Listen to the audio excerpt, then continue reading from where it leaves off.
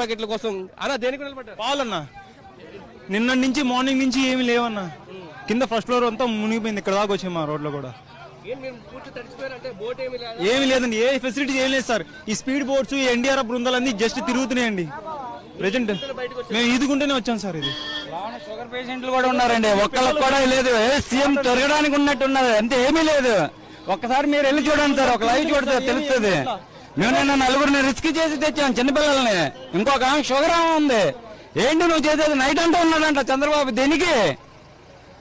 ఆయన గురించి 100 మంది సెక్యూరిటీ పెట్టుకోవడం కాదు, ఇంకో 100 మంది ఉంటే జనాన్ని కాపాడతారు. ప్రైవేట్ పడవల్లో ఇస్తున్నారండి. కుర్రోళ్ళు హెల్ప్ చేస్తున్నారండి. ప్రైవేట్ పడవల్లో హెల్ప్ చేస్తున్నారు. గవర్నమెంట్ పరంగా ఏమి రావట్లా. ఏంటి పరిస్థితి? మీరు ఈదుకుంటూ వచ్చారు అక్కడ నుంచి? రాజీనగర్ నుంచి ఈదుకుంటూ వచ్చాం. రాజీనగర్ నుంచి ఒక పడవ రావట్లా. తిరిగి చూసి అసలు తిరిగి చూసిన రాజీనగర్ పరిస్థితి ఎలా ఉంది?